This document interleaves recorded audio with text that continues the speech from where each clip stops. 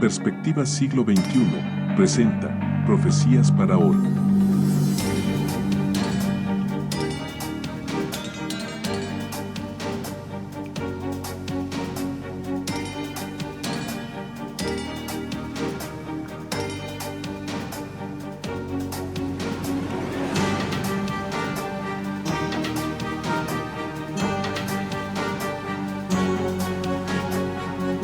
¿Estás listo? Para entender lo que viene. Amigos míos, cuán grande es poder estudiar la palabra de Dios y estamos aquí nuevamente. Pidamos a Dios que nos ayude para que podamos entender realmente el tema de hoy. En realidad el tema de hoy, como ustedes saben, es la lección 4, la parte 2. Ya estudiamos la parte 1, que es de mucho provecho y fue el porqué del sufrimiento en esta tierra. Acá tenemos la lección, no olvidemos esta realidad y la lección, ¿verdad?, que va dentro de la carpeta y por supuesto para que podamos estudiar, podamos comprender bien lo que Dios dejó para nuestra bendición. Y ahora acá, ¿por qué? Explicamos esto, tal vez recalcamos, a fin de que relacionemos la lección cada vez que estudiamos con las partes del diagrama exclusivamente que allí aparece. Aparece este diagrama para ayudarnos a comprender mejor el evento, en qué momento de la historia ocurrió, y ya estamos llegando al fin del gran conflicto entre el bien y el mal. Indudablemente que es así, pero nos vamos a dar cuenta si vamos siguiendo la relación profética de los eventos y de las personas que actuaron a través de la historia y de nuestro Padre Celestial que nos condujo. Vuelvo a recalcar lo de la hojita blanca. Si alguno quiere tomar nota, que buena cosa es, tomen nota, por supuesto, en una hoja aparte, o si no, en la lección que tiene una parte para escribir allí, como ustedes vieron.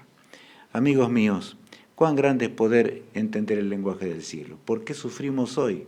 Bueno, ya lo estudiamos en la parte 1, el sufrimiento entró en este pecado, el pecado entró en este mundo, y el sufrimiento, por supuesto, como consecuencia del pecado, simplemente porque Adán y Eva fueron engañados. ¿Por quién? Por el autor del pecado. Pero el tema de hoy es señales eternas. Hay señales que durarán por una eternidad. Pensemos en lo que es una eternidad. Van a durar para siempre, por los siglos sin fin. Nosotros no entendemos. Cuando estemos en la eternidad vamos a entender estas cosas. Estas señales eternas, por eso el título dice de esta manera, y está en la lección 4, por eso estamos en la parte 2, hoy, para complementar y entender bien a fondo los conceptos del plan de salvación, ya que estamos haciendo el seminario para que todos podamos salvarnos, podamos un día encontrarnos en el reino de Dios. Dios nos creó para que vivamos para siempre. Él anhela nuestra salvación. Pronto la eternidad se iniciará. Allí estamos viendo en la pantalla cosas hermosas, pero serán superiores, porque el apóstol Pablo dice cosas que ojo no vio ni han subido en corazón de hombre, son las que Dios ha preparado para nosotros. Tan grande es el amor insondable de aquel que nos amó por la eternidad. Por eso cuando el Señor haga un nuevo hogar, y lo tendremos pronto, ¿verdad? Cuando volvamos a este mundo será... El mundo hoy está arruinado por causa de la transgresión, está al borde del abismo. Pareciera que ya se van a encontrar las bombas nucleares unas contra otras, pero Dios detiene los vientos en su amor insondable. ¿Qué dice Alicia allí en Apocalipsis capítulo 22? Vamos a leer el versículo del 1 al 4. Después me mostró un río limpio de agua de vida, resplandeciente como cristal, que salía del trono de Dios y del Cordero. Bueno, allí se contempla, ¿verdad?, un río de agua de vida, dice, limpio como cristal. Es una comparación que San Juan hace porque no encuentra cómo describir ese río que estaba allí y que dice que salía del trono de Dios. Imaginémonos. O sea, saldrá del trono de Dios y del Cordero. El Cordero es el que vamos a ver muy de cerca hoy. El versículo 2 agrega: En medio de la calle de la ciudad y a uno y otro lado del río estaba el árbol de la vida que produce 12 frutos, dando cada mes su fruto. Y las hojas del árbol eran para la sanidad de las naciones. Entramos en un mundo de pecado y como consecuencia del pecado es la muerte. La muerte que no lo hemos estudiado en forma específica en una lección, pero está en el seminario. Y vamos a entender, pero todos sabemos realmente lo que pasa cuando nosotros dejamos de existir, en el sentido de que todo se interrumpe. En este mundo no hay eternidad. Todo es muerte, ¿verdad? Todo es tristeza. Pero en aquel hogar donde estará el árbol de la vida, otra vez el hombre podrá comer del fruto del árbol de la vida, como dice el texto que acabamos de leer. Y entonces habremos de vivir para siempre junto al amado Salvador y junto a nuestro Dios y junto a los santos ángeles. Y el versículo 3 agrega algo muy grande. Y no habrá más maldición, y el trono de Dios y del Cordero estará en ella, y sus siervos le servirán, y verán su rostro, y su nombre estará en sus frentes. Ustedes notaron, mis amigos, que ahí dice algo muy grande, porque está hablándonos específicamente, dice, y no habrá más maldición. Hoy tenemos maldición. Todo es maldición en este mundo de pecado, de tristeza y dolor. Todo es triste. Y por supuesto son las consecuencias del pecado. Y tenemos que cuidar cada día para que realmente el autor del pecado no tome nuestra mente y nos lleve a la esclavitud del pecado para siempre y seamos destruidos con él en el día final de este mundo, cuando Dios destruya para siempre el pecado. Pero aquí habla grande, me gusta otra vez porque se menciona, dice, no habrá allí maldición y el trono de Dios y del Cordero. ¿Ustedes notaron? Constantemente la Biblia y el Apocalipsis recalca en forma especial al Cordero de Dios, que quita el pecado del mundo. Porque Cristo es nuestro Salvador. Ahora bien, carácter de Satanás. Vamos a ver un poco acerca de cómo entró el pecado en esta tierra. Y leemos a Alicia de la siguiente manera allí en Isaías 14. ¿Cómo caíste del cielo, oh lucero, hijo de la mañana? Cortado fuiste por tierra, tú que debilitabas a las naciones. Bueno, este texto habla del carácter del príncipe del mal, simplemente. Esto es una cosa que no, tendríamos que tener mucho tiempo para poder explicarle y aún no alcanzaríamos a comprender. Algún día estudiaremos más, mucho más acerca de ello. Por eso dice allí, ¿cómo caíste del cielo, oh lucero, hijo de la mañana? Porque fue el ángel más glorioso que Dios había creado. En realidad era un querubín, allí que estaba en el santuario celestial. Tema también por ver. Cortado fuiste por tierra, tú que debilitabas a las naciones. ¿A qué se refiere allí? A tal punto llegó Satanás que debilitó hasta las huestes celestiales. Por eso la tercera parte de los ángeles de Dios fueron expulsados del cielo. No por un capricho de Dios, sino que el pecado trajo tanta división que el cielo se dividió. Y la tercera parte cayó, como dice allí la palabra de Dios, dice el Apocalipsis. El versículo 13 agrega aún más. Tú que decías en tu corazón, subiré al cielo, en lo alto, junto a las estrellas de Dios levantaré mi trono, y en el monte del testimonio me sentaré a los lados del norte. Sobre las alturas de las nubes subiré, y seré semejante al Altísimo. Entonces salíse a ver un poquitito. ¿Cuál era el pecado? En realidad, Satanás tenía todo tramado y decía en tu corazón, ni siquiera lo decía, ¿verdad? Y no solamente esto, aquí dice la palabra de Dios que sobre las alturas de los subiré y seré semejante a ¿quién? A Dios. A Dios. Él quería ser como Dios. Era un ser creado, pero en su desgracia. Cuidado con estas cosas.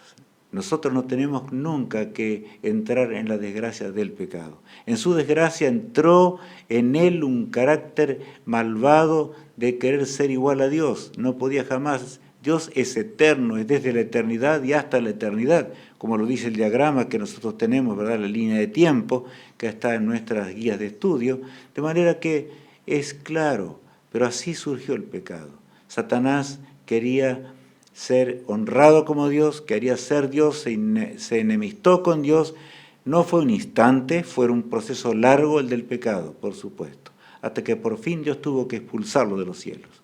Por eso el libro de Isaías en el capítulo 14 agrega lo siguiente. Mas tú, derribado eres hasta el Seol, a los lados del abismo. Se inclinarán hacia ti los que te vean, te contemplarán diciendo, ¿es este aquel varón que hacía temblar la tierra, que trastornaba los reinos, que puso el mundo como un desierto, que asoló sus ciudades, que a sus presos nunca abrió la cárcel? Qué cosa, ¿verdad? Habla de un momento muy especial allí. Porque está hablando, dice, mas tú derribado eres, ¿hasta dónde? Hasta el sepulcro, el Seol, como dice aquí esta versión. O sea, Satanás será destruido, será aniquilado para siempre cuando sea destruido el pecado y se termine la maldición, y Dios haga un nuevo este mundo para darnos un nuevo hogar. Y ahí vemos el porqué del título de hoy, y vamos a ir viendo cada vez más acerca de, ya vimos cómo Dios creó todo perfecto, cómo Eva pecó, entró el pecado, se arruinó todo, y la desgracia llegó a esta tierra. Ahora estamos viendo muy de cerca, que puso al mundo como un desierto, dice allí el texto bíblico. Claro, que este mundo en realidad llegó a esta condición miserable, y llegará aún más durante un milenio, porque así dice la palabra de Dios, aunque nosotros no estudiamos todavía esa parte del seminario, pero por 1000 años este mundo quedará asolado completamente. Ahora, ¿qué contraste con el carácter de Jesús? Aquel amante salvador que vino a salvarnos, porque de lo contrario no estaríamos aquí dando el seminario hoy, no existiríamos más ya simplemente, pero en su amor, allí Jesús, que es Dios desde la eternidad, Él es eterno, Él decidió ahora venir a salvarnos y morir por nuestras transgresiones.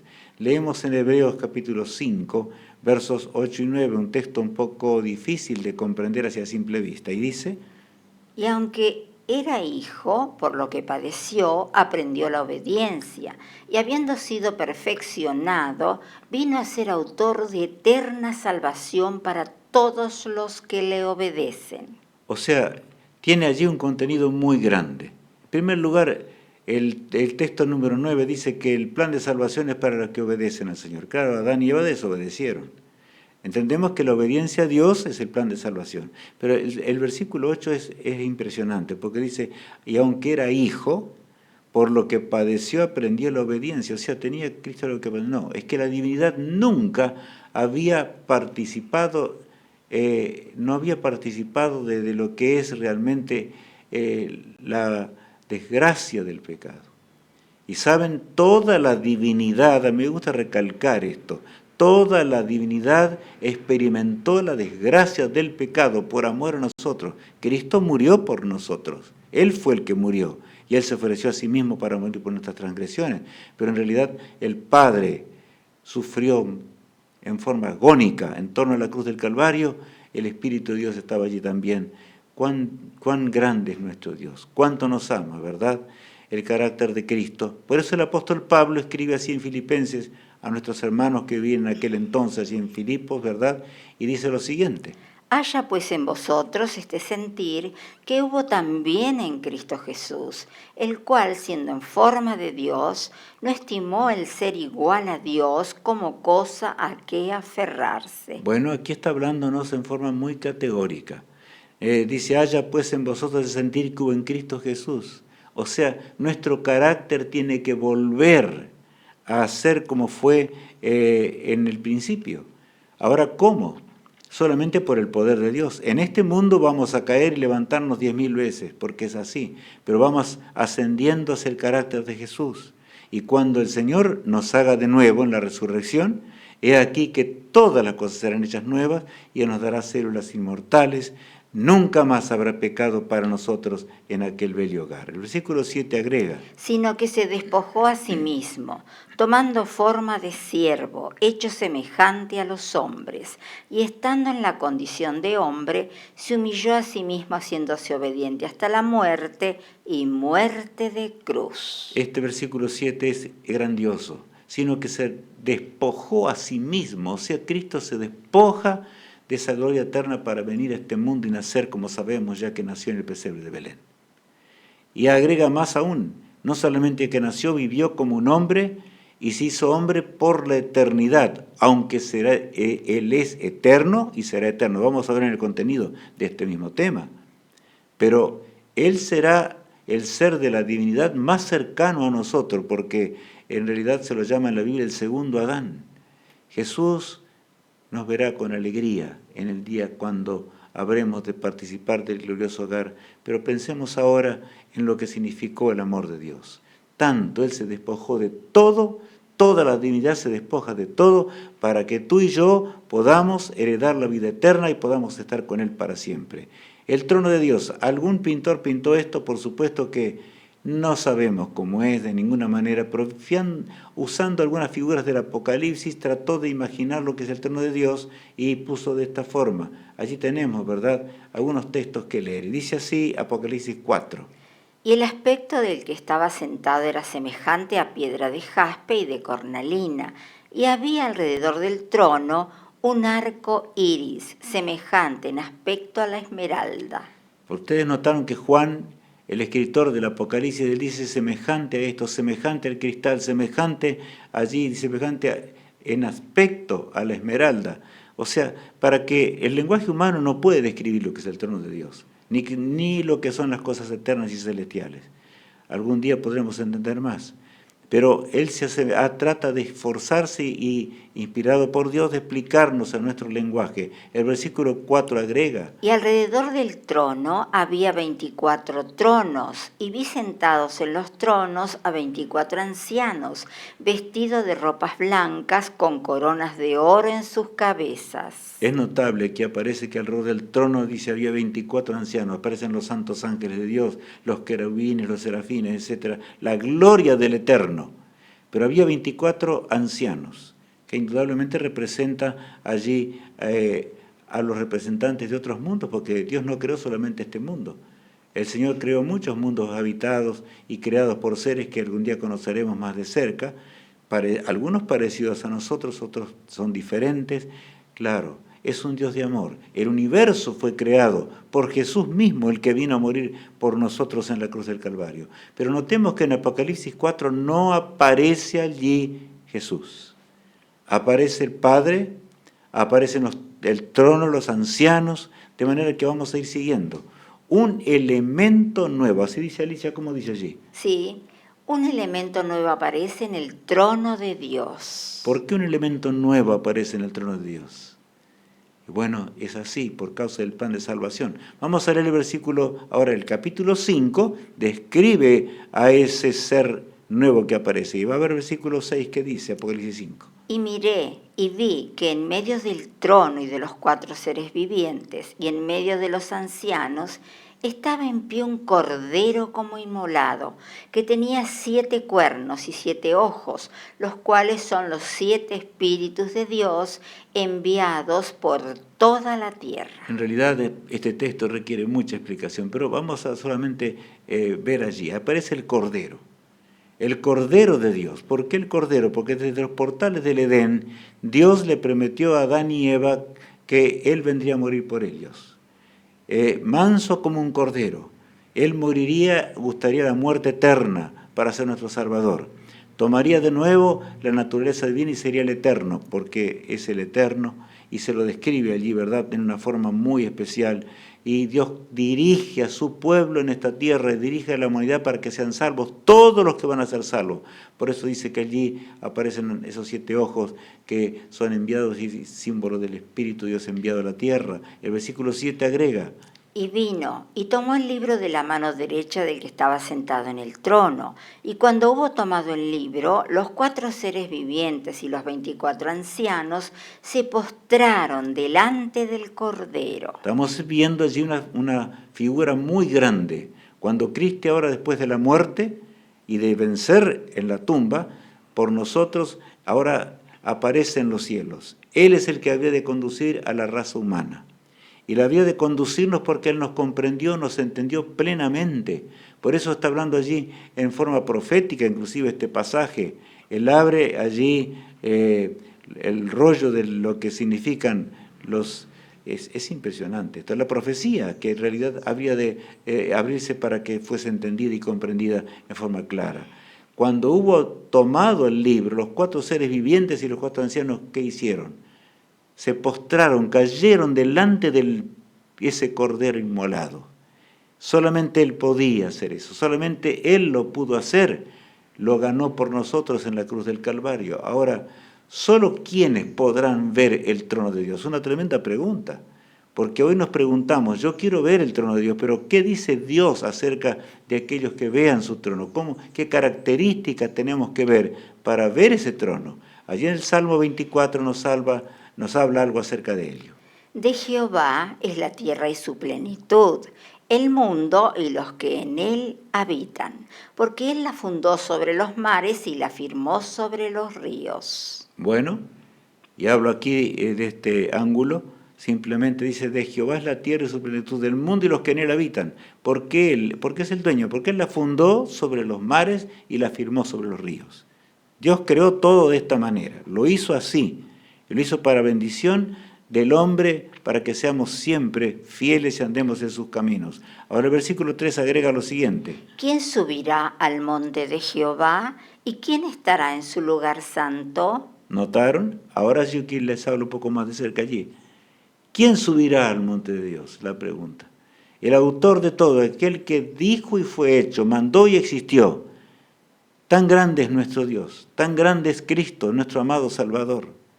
¿Quién subirá al monte de Dios y quién estará en su lugar santo? Es la pregunta que allí se nos hace, ¿verdad? Y entonces nos contesta el salmista lo siguiente. El limpio de manos y puro de corazón, el que no ha elevado su alma a cosas vanas ni jurado con engaño.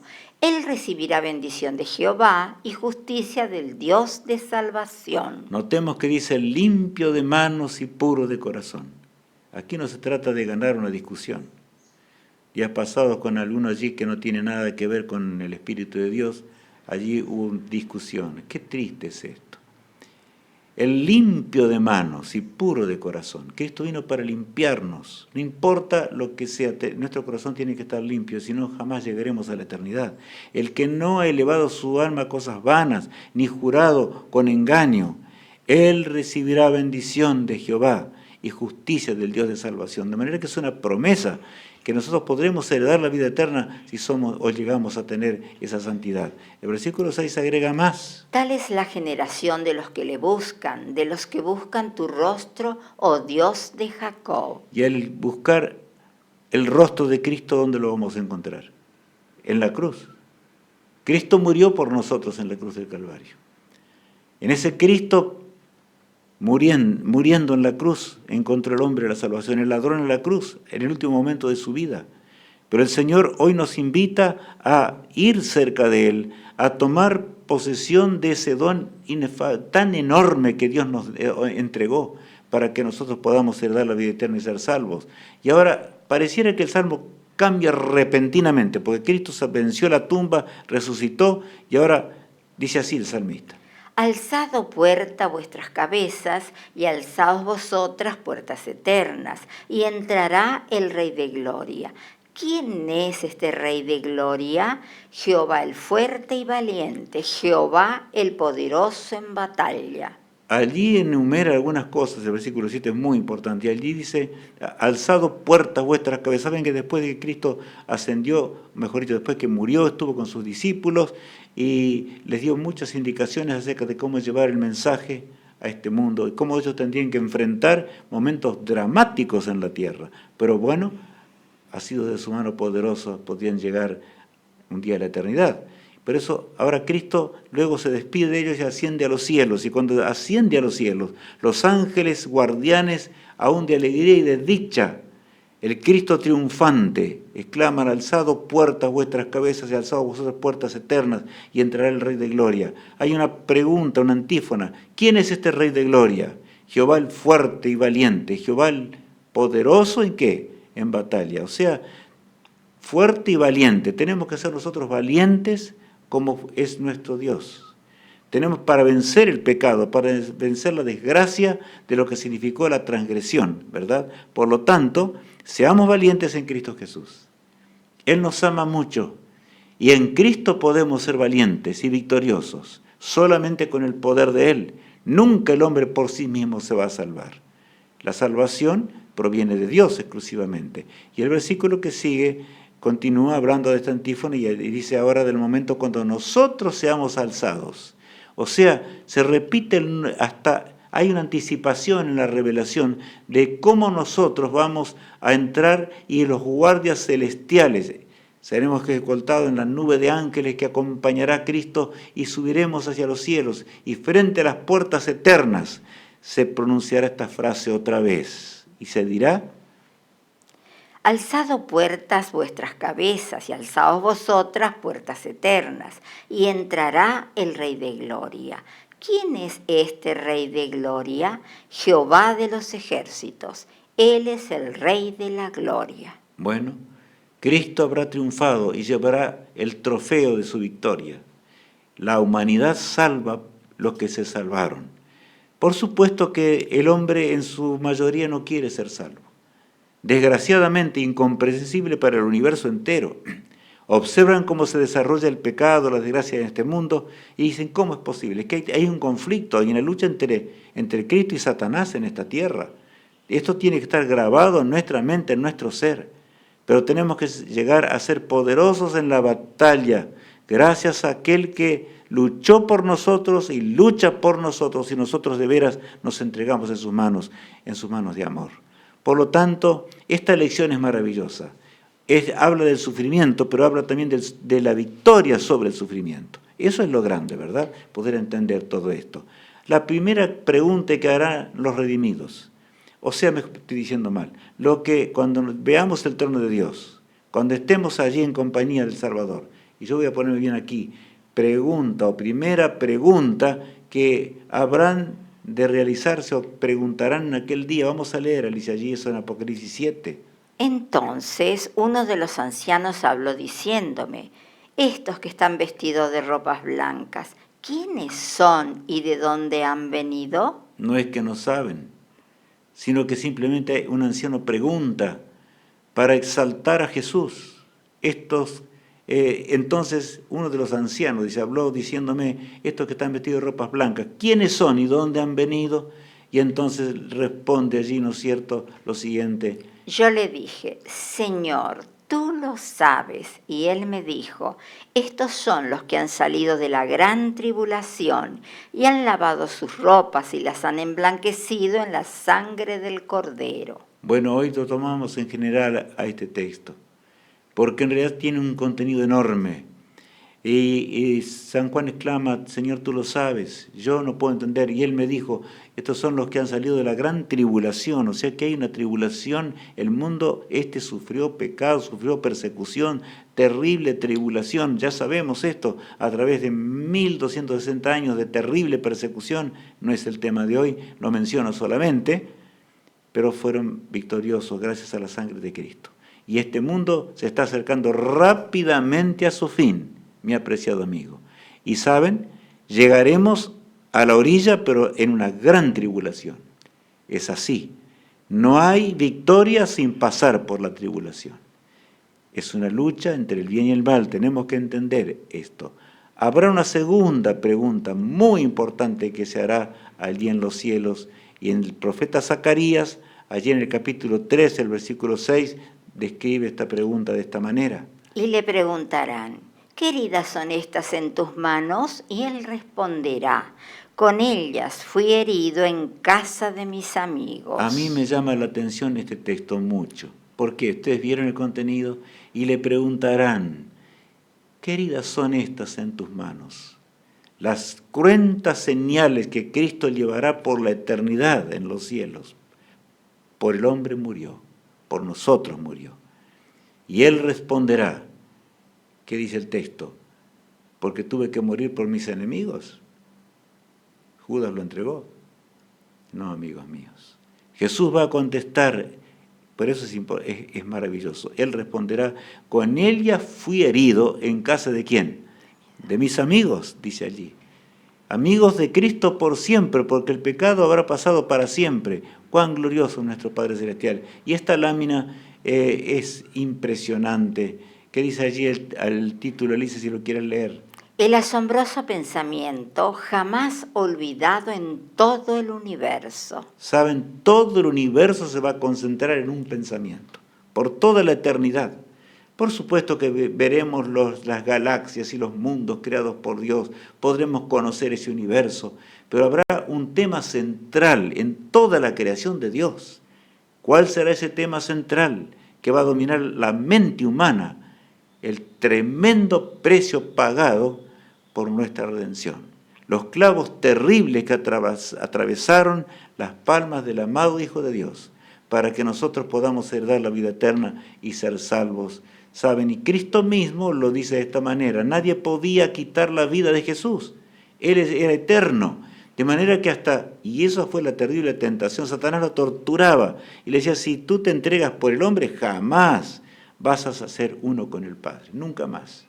Ahora, ¿saben qué dice allí Jesús? Por eso me ama el Padre, porque yo pongo mi vida para volverla a tomar. Nadie me la quita, sino que yo de mí mismo la pongo. Tengo poder para ponerla y tengo poder para volverla a tomar. Este mandamiento recibí de mi Padre. Cuando se hizo el plan de que el Señor creara al hombre, ellos hicieron el plan porque sabían que si el hombre caía y el hombre iba a caer, porque para Dios no hay nada oculto. Pero no por eso, y yo lo recalco, no por eso dejó de crearnos, de darnos la oportunidad de vivir la vida eterna. Y entonces Cristo se ofreció para morir por nuestras transgresiones. Por eso Jesús dice: nadie puede quitar mi vida, nadie podía quitar la vida de Cristo, nadie. Él es eterno. Por eso Él murió y Él tuvo que entregar esa vida eterna y gustó de la muerte eterna que nosotros teníamos que gustar. Cuando el Padre lo llama y a través de un ángel glorioso que viene y le dice: tu Padre te llama, y devuelve esa vida a aquel que lo entregó todo por nosotros. La victoria de Cristo es nuestra victoria. ¿No es maravilloso esto? Pensar en el plan de salvación, el conflicto de Jesús. ¿Cuál fue realmente el conflicto de Cristo? Nosotros en este mundo tenemos conflictos, leamos ahora allí. El conflicto de Jesús. Bueno, Eva tuvo que luchar un día, la elección lo dice claramente, y en torno al árbol prohibido, ¿verdad? Allí estaba Eva. ¿Quién la mandó a que fuese allí? Desgraciadamente Eva se acercó al árbol prohibido un día. ¿Por qué no? Y se preguntaba ella: ¿por qué Dios me dijo que no coma de este árbol? Y allí aprovechó Satanás y la tentó y ella quiso luchar con Satanás. Amigos míos, nunca luchemos con Satanás, nunca, porque él nos va a vencer. Nosotros no tenemos poder para vencer el autor del pecado porque hemos perdido todo. Allí somos hijos de Adán y Eva. Por lo tanto, hasta que Cristo regrese, no podremos tener células inmortales. Somos mortales, amigo mío. Pensemos en esto. Esta lección es hermosa, porque nos habla del sufrimiento y nos habla también de la victoria sobre el sufrimiento, porque el Señor lo va a hacer todo de nuevo. ¿Puede ver algo más grande? Allí el título, Alicia. El conflicto de Jesús. Bueno, ahora el conflicto de Jesús. Fue semejante, en cierta manera, al de Eva. Estaba allí agonizando en nada menos que en el Getsemaní. Los discípulos no podían ni siquiera orar porque estaban dominados por un estupor satánico. Y Cristo luchaba contra el autor del pecado, nada menos contra el autor del pecado. ¿Por qué? Porque él torturaba su mente. Gruesas gotas de sangre transpiró Jesús allí en el Getsemaní, mientras nuestra suerte se jugaba para siempre. El texto de San Marcos 14:36 dice así: y decía: Abba, Padre, todas las cosas son posibles para ti, aparta de mí esta copa. Padre querido, mi Padre, tú eres todopoderoso. Tú puedes hacer todas las cosas. ¿Ustedes notan? Aparta de mí esta copa, si es posible.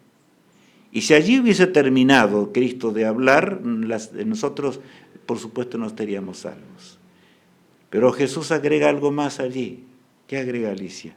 Mas no lo que yo quiero, sino lo que tú.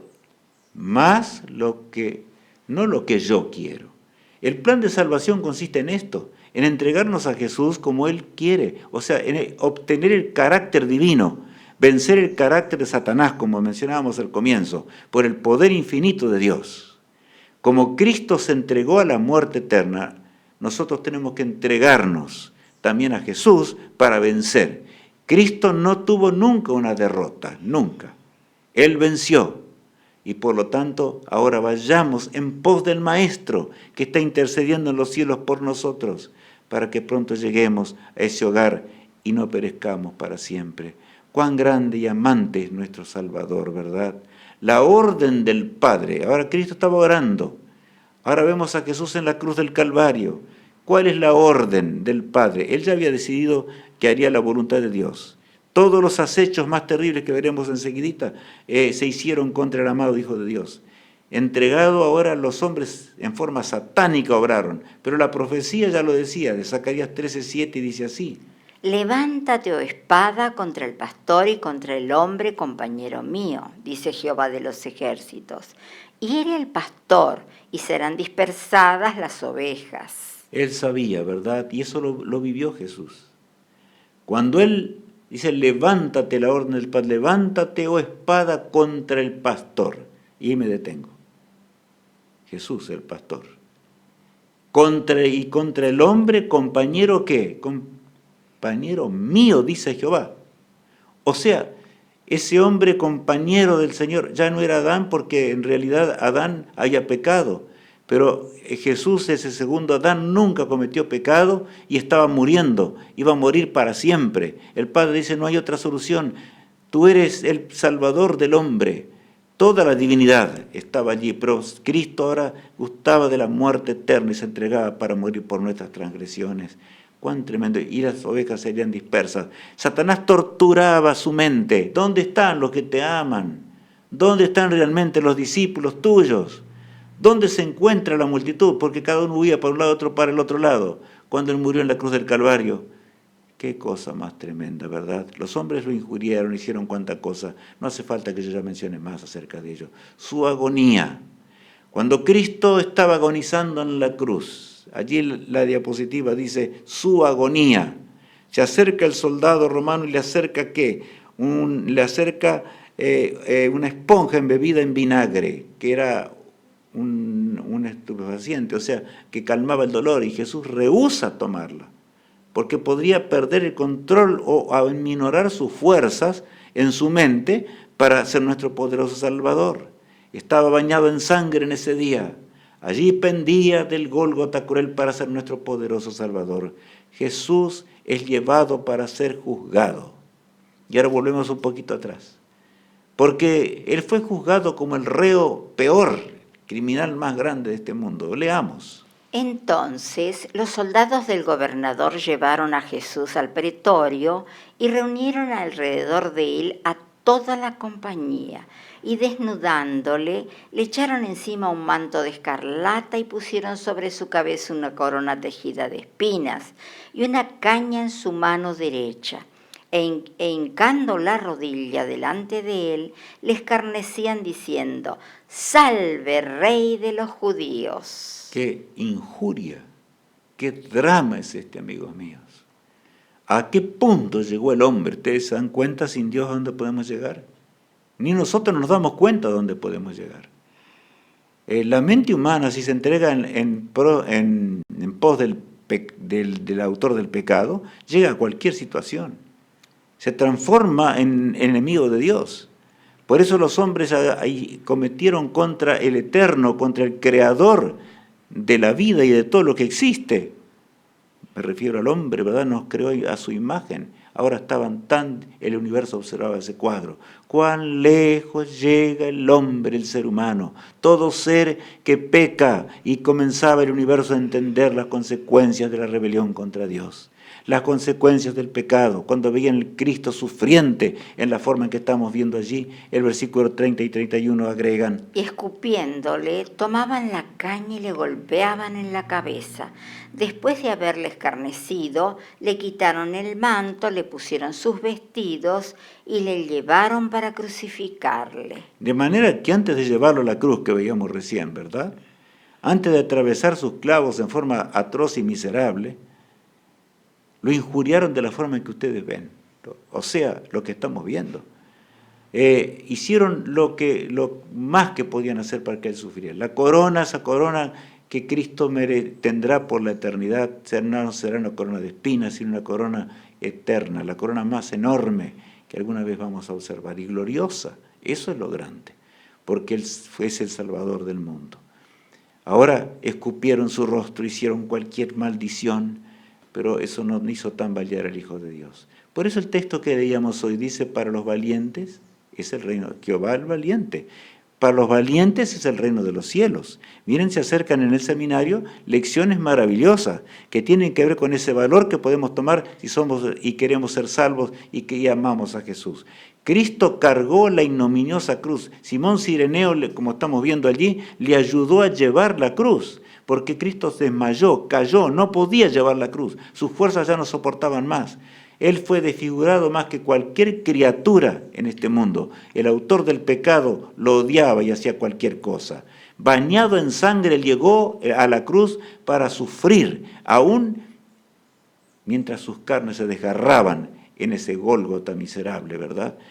Por nuestras transgresiones. Allí en el Gólgota para salvarme Jesús. Y ahora, ¿qué dice el versículo 45 de San Mateo 27? Y desde la hora sexta hubo tinieblas sobre toda la tierra hasta la hora novena. Bueno, las tinieblas cayeron repentinamente. El sol disminuyó su poder. Ya vamos a ver una ilustración acerca de esto. Pero ¿saben por qué? Porque el autor de la vida estaba muriendo. Ahora Jesús iba a morir por el hombre. Y el versículo 46 agrega: cerca de la hora novena, Jesús clamó a gran voz diciendo, Elí, Elí, lama sabactani, esto es, Dios mío, ¿por qué me has desamparado? El dolor de la separación eterna del Padre. El Padre estaba sufriendo, su Hijo amado moría ahora, se entregaría a la muerte eterna. Imagínense lo que fue eso. Por eso San Pablo habla de ese gustar de la divinidad, cuando leíamos hoy, ¿verdad? Allí en Hebreos, amigos míos. La divinidad entera, nunca olvidemos esto. Cristo, nuestro amado Salvador y nuestro hermano, porque se hizo hombre y hombre por la eternidad, aunque de su majestuosa estatura será el más alto de todos los seres humanos. Adán será inferior un poco en la altura al Hijo del Hombre, pero Él llevará ahora, Jesús, las señales para siempre de la crucifixión. Así vamos a leer. El versículo 50 agrega: mas Jesús, habiendo otra vez clamado a gran voz, entregó el Espíritu. Solamente Él podía entregar la vida. Mas Jesús clamando a gran voz, dice, otra vez, Dios mío, ¿por qué? Se sintió separado para siempre de la eternidad. Y ahora se entregó a la muerte eterna. En las manos del Padre Él depositó su vida. Así fue y es el plan de salvación. Por eso, amigos míos, allí vemos simplemente en la pantalla, en un videíto corto que se mueven, entre dos ladrones crucificados, la naturaleza entera, el frío aún llegó a cubrir la tierra en ese momento. Temblaba la tierra entera porque el autor de la vida estaba muriendo. Pero es el pecado que arrancó de Cristo, ¿verdad?, la vida. El hombre tenía que morir. Tú y yo teníamos que morir, que estábamos allí estudiando allá en la lección, ¿verdad? Teníamos que morir para siempre. Pero no pensemos en esa muerte, amigos míos, porque esa muerte jamás la vamos a gustar. La muerte que el hombre gusta ahora no es la muerte eterna. Morimos temporalmente y el Señor nos va a resucitar en el día postrero. Así dice la Biblia claramente y eso se va a cumplir dentro de poquito tiempo. Qué lindo es pensar que estamos llegando a la orilla, pero seamos valientes para que podamos triunfar, mis amigos, podamos triunfar plenamente y llegar pronto a la eternidad. Ahora veamos el Gólgota otra vez. Cristo, el autor de la vida sin vida. ¿Cómo es esto? El autor de la vida sin vida. El autor de la vida es colocado en la tumba de José de Arimatea, el hombre más rico que había en aquel entonces. Entregó esa tumba porque se convirtió. Nada tuvo que ver él con la muerte de Jesús. Entendió lo que era él. Solamente Cristo podía salvarlo. Por lo tanto, esa tumba fue abierta ahora para colocar, tumba nueva, al amado Hijo de Dios. ¿Qué pensamientos? Pero la profecía decía, es emocionante esto. Alicia, vamos a leer este texto tan lindo de Oseas capítulo 6, la profecía, el versículo 2.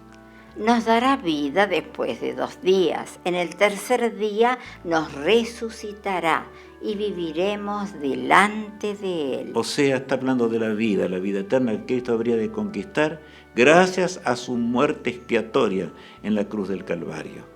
Y nos dará vida después de 2 días, claro. Jesús murió un viernes, en el cómputo inclusive que los judíos llevaban, ¿verdad? Y es así, ¿verdad? El viernes murió Jesús, el sábado pasó allí muerto en la tumba, y el domingo, el primer día de la semana, Cristo sale de la tumba en forma victoriosa. Qué grande es poder pensar en eso. Sale venciendo para siempre a la muerte. Por lo tanto, tú y yo venceremos a la muerte. Ya no habrá dolor, no habrá más muerte, leíamos hoy al comenzar. ¿Estamos entendiendo esto? Nos levantaremos para nunca más morir, nunca más. Siglos de miles de millones de siglos, la eternidad no tiene límites. Cristo nos creó para que vivamos por la eternidad. Por eso el texto que leíamos hoy dice así, de Zacarías 13:6. Y le preguntarán, ¿qué heridas son estas en tus manos? Y él responderá, con ellas fui herido en casa de mis amigos. Ese texto hermoso con el cual comenzamos casi el tema. Y le preguntarán, ¿qué heridas son estas en tus manos? Las señales cruentas del Calvario habrán de hablar al ser humano para siempre. Por eso será el tema poderoso de la redención. El Cristo glorificado será glorificado cuando todos los seres creados mirarán sus palmas. Por eso los seres humanos miraremos más de cerca a Jesús, estaremos cerca de Él, muy cerca de Jesús. ¿Por qué? Porque se hizo hombre por nosotros, pero es eterno, y en torno a Jesús no hay muerte, amigos míos. Gustó la muerte por nuestras transgresiones.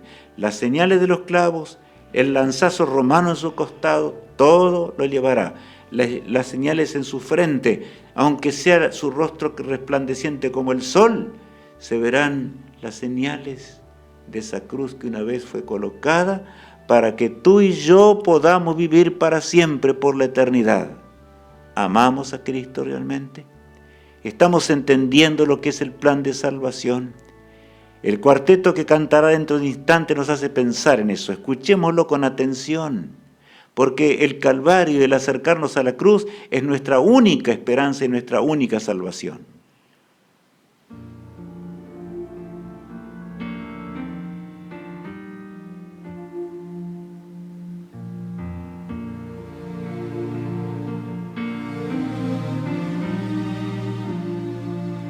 Abraza hoy la cruz de Cristo, donde Él sufrió y murió por ti. Tu sacrificio, verás, es muy pequeño al lado de riquezas que Cristo nos guardó. Abraza hoy el amor de Cristo, pues Él te pide que améis también. Recibirás la compasión de Cristo. Él es quien moldea tu corazón a Dios. Preciosa cruz, descansamos en ti. Dios, haznos más valientes para enfrentar la vergüenza y el mal que en hombros tú cargaste.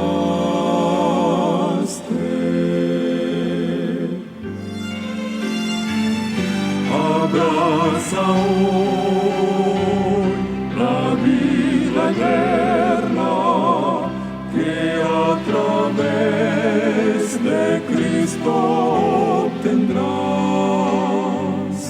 En el Calvario y en una tumba donde Él murió, por tanto tu cruz soporta ya.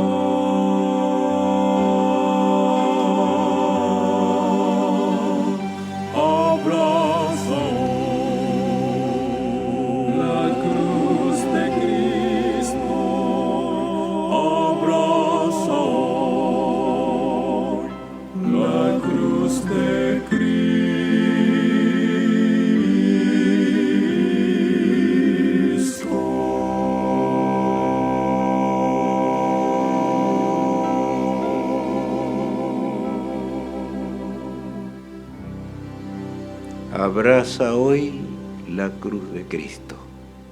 Quiero invitarte a abrazar la cruz de Jesús. No una cruz de madera, sino que estoy hablando aquí de abrazar a Jesús, aunque Él está en los cielos. Podemos pedirle a Él en oración, ¿verdad? Porque Jesús siempre enseñó a orar a sus discípulos. Es la forma de comunicarnos con el cielo, con aquel que murió por nosotros en la cruz del Calvario. Por eso, mis amigos, cuán grande es el plan de salvación, ¿no les parece? Por lo tanto, en el seminario, qué dulce es el seminario, porque nos habla de la vida eterna, porque nos lleva de la mano, porque dice cuán terrible es el pecado y porque sobre el pecado nos presenta la solución del pecado y nos ofrece la vida eterna. Por lo tanto, nosotros nos toca realmente seguir cerca del autor de la vida y seguir a Jesús plenamente, como vemos allí. ¿Qué significa ser salvos? Es la pregunta que aparece ahora en la pantalla. ¿Qué significa ser salvos? Bueno, escuchábamos el himno, pero saben, aquí el profeta habla de una forma impresionante. Vamos a leer, Alicia, este texto. He aquí que vienen días, dice Jehová, en los cuales haré nuevo pacto con la casa de Israel y con la casa de Judá. Es Israel acompañado por el Señor Todopoderoso. Cuán rebelde fue y cómo fracasó, pero la paciencia de Dios. A mí me gusta hablar de la paciencia de Dios de allí en el desierto, mientras el Señor luchaba con ellos, ¿verdad? Y violaban ellos los mandamientos de Dios y se entregaban al pecado, pero no todos, porque habrá una parte que van a ser salvos. El versículo 32 agrega: no como el pacto que hice con sus padres el día que tomé su mano para sacarlos de la tierra de Egipto, porque ellos invalidaron mi pacto, aunque fui yo un marido para ellos, dice Jehová. Bueno, ustedes notan allí, ¿verdad? Ellos invalidaron mi pacto, aunque yo fui un marido para ellos, un amor insondable, sin embargo lo rechazaron. Ahora, allí yo les daré un nuevo pacto, ¿verdad? Porque ellos invalidaron el pacto y ese pacto ya no servía más. Pero el Señor no se cansa por eso y sigue aún luchando. Pensemos, esto ocurrió 1500 años antes de la cruz del Calvario. Ahora estamos viviendo en el año 2026 ya, 2026.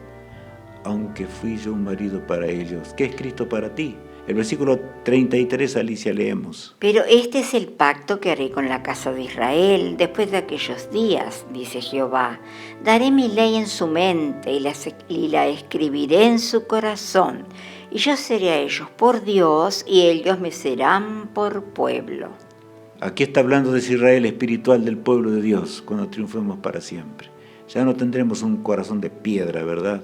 Sino que tendremos un corazón de carne, un corazón sensible a las cosas eternas, y alabaremos al Señor y gustaremos de la eternidad, gustaremos para siempre de un mundo eterno, feliz, cuando estemos en la tierra, porque será este nuestro hogar, pero desde este hogar podremos recorrer el universo y podremos conocer las obras de Dios, y las obras de Dios no tienen límite porque Dios es infinito.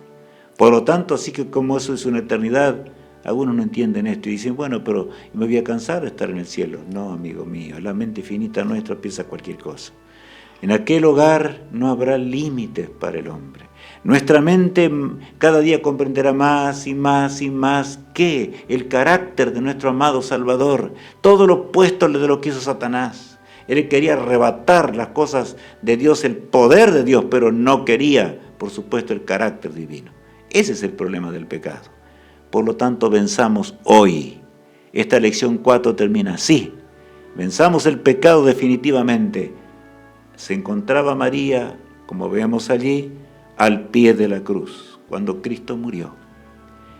El texto de Zacarías capítulo 13 habla allí del pueblo de Dios, porque María fue rescatada del hoyo del pecado. María la pecadora estoy hablando. Los fariseos de aquel entonces se burlaban de ella y se burlaban de Jesús y lo acusaron. Ni sabe que esta mujer es la pecadora más grande que hay, y allí está. Y Cristo comenzó a escribir con su dedo en la arena y empezó a escribir los pecados de ellos. Y la Biblia dice que ellos se fueron alejando más y más porque Cristo estaba leyendo la mente de ellos. Y allí estaban descubriendo, Cristo escribía los pecados de ellos que ellos mismos habían cometido con esa mujer y por eso había llegado a esa triste condición. Leamos, Alicia, este pasaje. Y acontecerá en toda la tierra, dice Jehová, que las 2/3 partes serán cortadas en ella y se perderán, mas la tercera quedará en ella. Bueno, ustedes notan, es un texto dramático para el pueblo de Dios. Hay un zarandeo. Y ese zarandeo está hoy ya. Zarandeo que es mundial. Y aún dentro de las filas del pueblo de Dios. Acontecerá en toda la tierra, dice Jehová, que las 2/3 partes serán cortadas en ella. Está hablando de la tierra del pueblo de Dios. Y serán, ¿y qué pasa? Y se perderán, mas la tercera quedará en ella. Sí, amigos míos. Es triste, ¿verdad? Pero habla del zarandeo. Vamos a leer ahora lo que significa ser salvo, el versículo 9.